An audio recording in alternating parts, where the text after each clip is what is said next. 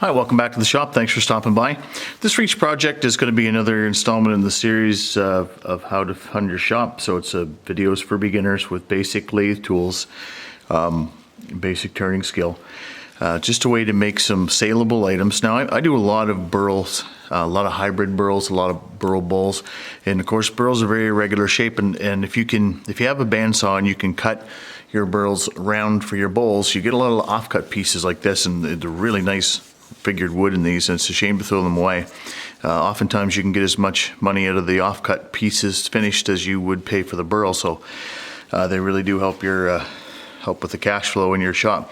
So this is a piece of white birch burl. It's 3 1/4 square and 5 1/2 inches long, and all we're going to do, I'm just going to mount it between centers here.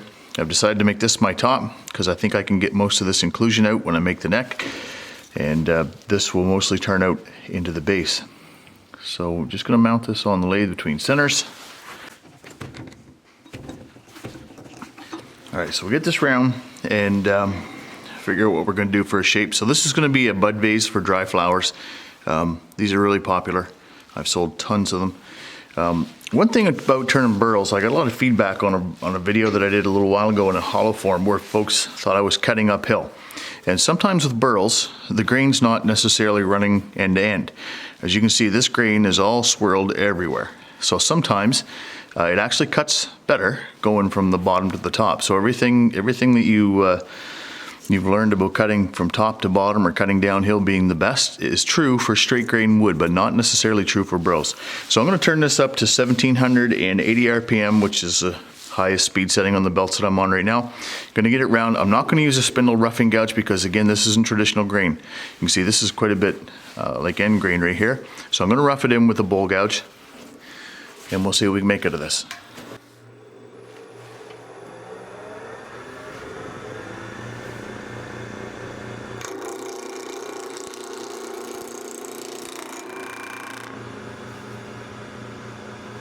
Make sure your tool rest is locked good.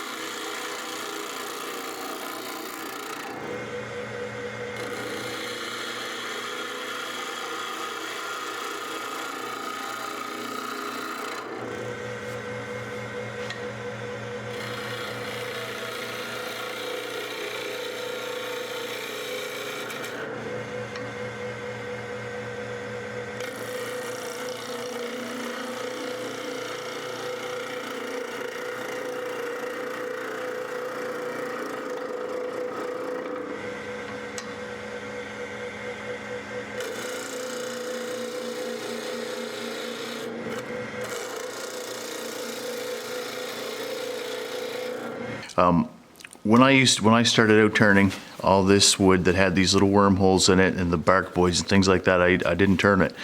But what I've learned over the years is it actually adds two, depending on the piece. So for a little rustic piece like this, those are perfect. I don't mind those in there. Danish oil finish works really well on these little wormholes.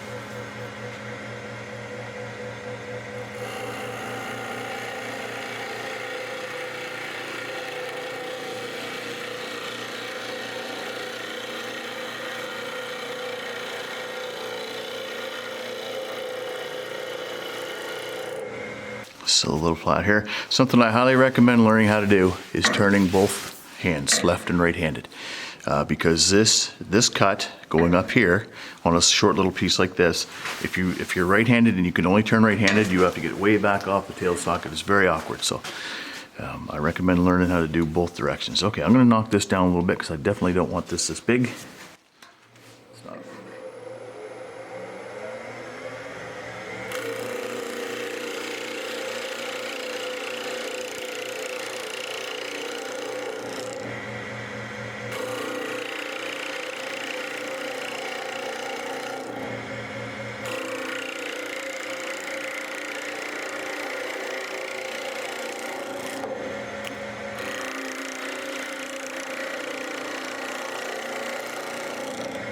So that bark inclusion may not come out.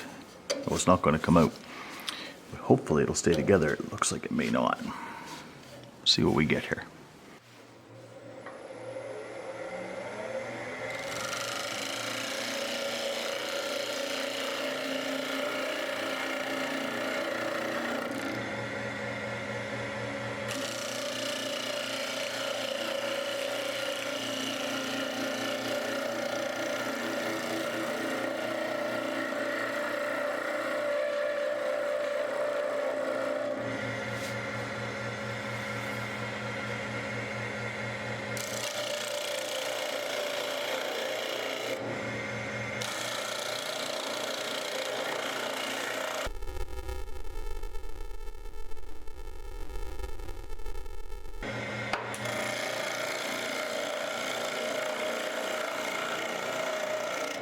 Piece did come off.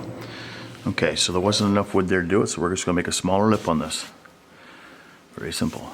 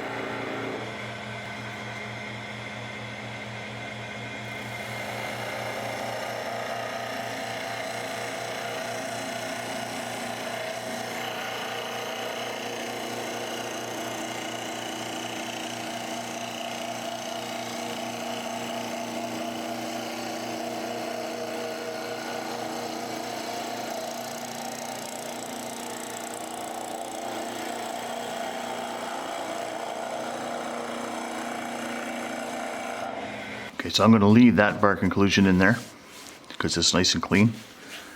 A little tear out right here, so I actually may end up losing a little bit of it.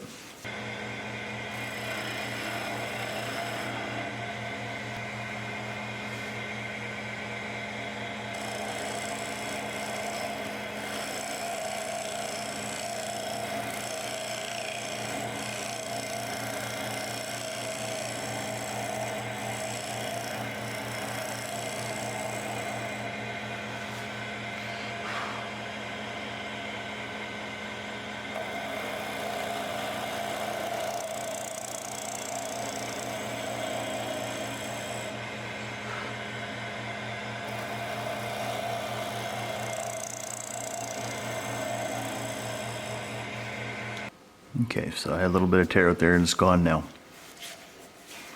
Now I'm just going to get this tear out, work my way down this side.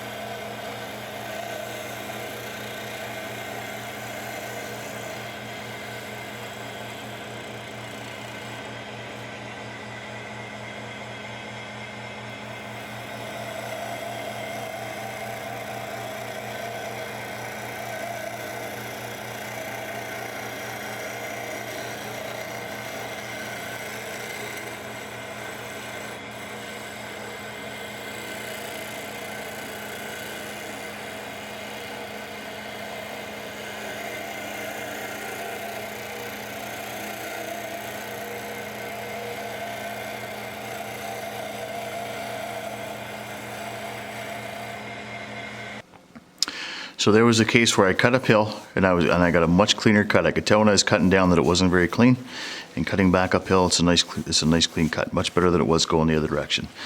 Now I'm just going to steepen this ledge a little bit. I'm going to take a little bit off of here, which is going to take away some of that inclusion.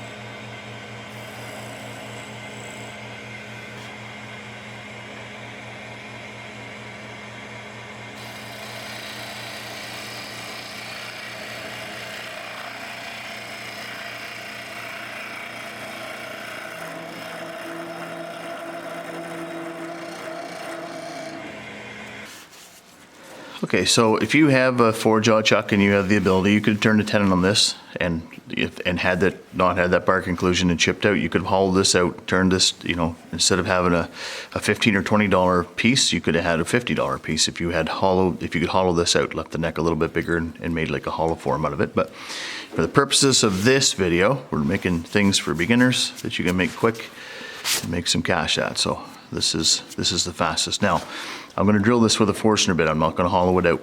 So if you have a drill press, great. If you don't, you can just use a hand drill. The only thing you need to watch is that you make sure you make the dowel size here, or the tenon size here on this end small enough so that when you drill it, it disappears.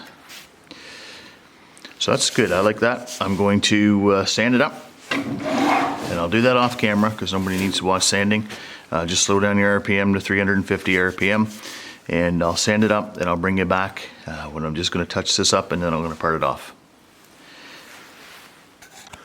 Okay, my camera shut off on me there. So what I did is sanded down 600 grit, Started at 150, went 150, 180, 240, 320, 400, 500, 600, and 600 is fine enough for these. Now I prefer to use Yorkshire grit on this abrasive paste, but because of these little wormholes, the grit will get in them, and it's obviously it's wet and it'll be hard to get back out. So I didn't use abrasive paste on this. So all I did was took my diamond parting tool when I thought I was filming and I wasn't. This was obviously up much closer. I just took the tenon on the end down small enough that I'm sure that my Forstner bit is going to clean the tenon completely off. Now I'm going to part off the bottom with a parting tool, so 1/16 parting tool, any kind, anyone you have is fine.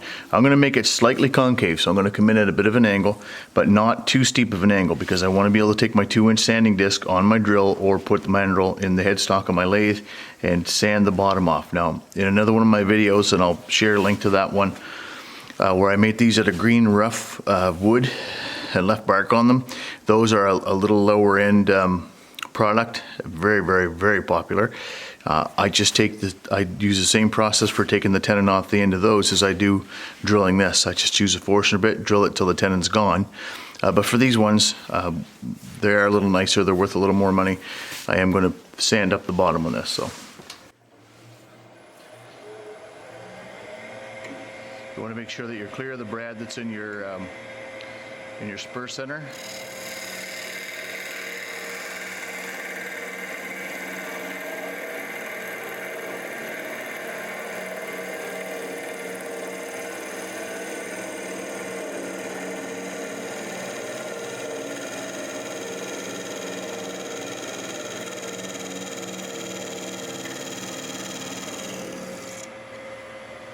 So I can see where I'm at.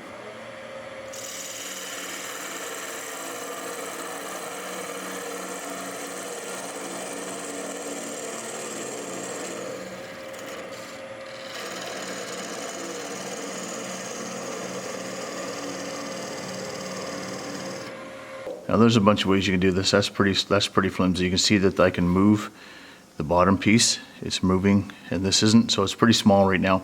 And what I like to do when it gets to that small, and if you're not comfortable doing it, you can just stop right now and take this off, or take a little coping saw or something and cut this right off. I usually like to turn my lathe down a little bit, just get my left hand or right hand away from everything that's moving in terms of the lathe, and just put it around this, and I just part this off very gently.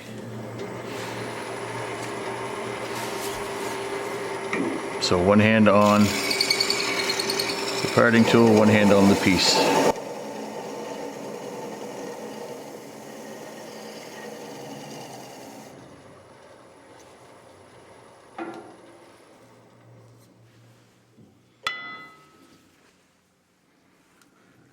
Okay.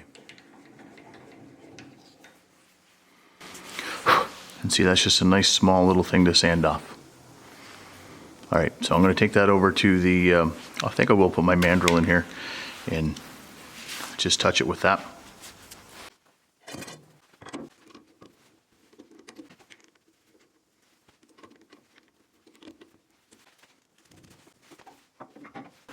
Okay, so if you don't have a mandrel that fits in your headstock of your lathe, it's just one in a drill's fine. Just get a way to hold it decently, and all you're doing is really just taking this little center out. You want to stay off of the edges because this is perfectly flat now, and you don't want to make any divots in that.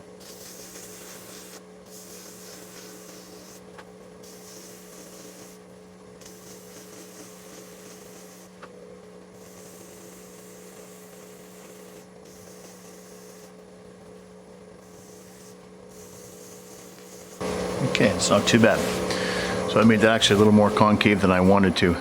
Should have made it just a little bit flatter, but that's good. Done. I'm going to blow the dust out of these little wormholes here, and then I'll take it over to the drill press and we'll drill this out.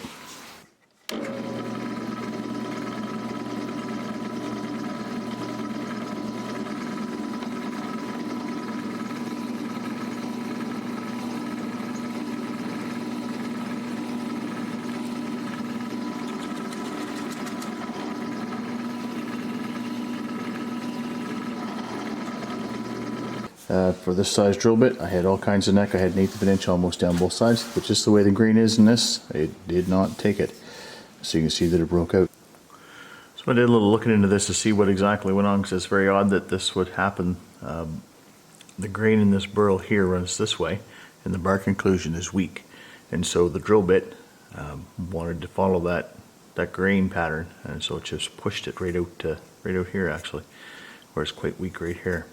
So just a little caution, I guess, when you're drilling these things, to keep an eye on your grain pattern and make sure that your bit's not traveling inside.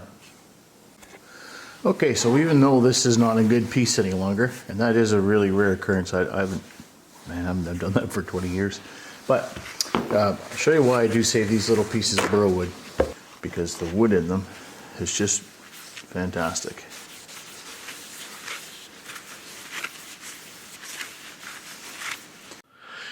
I made a hollow form a few weeks ago out of a burl. It was very similar to the one that this offcut came from. I'll put some pictures up at the end of that hollow form, and it is going to be available at an auction on SK Krafts YouTube channel on December 17th. And I'll leave a link in the description to some details on that for anyone who's interested. There are going to be 11 makers from around the world. I believe every piece will be shipped at the expense of the maker to the successful bidder. So it's going to raise funds for the Salvation Army, so that's a great cause.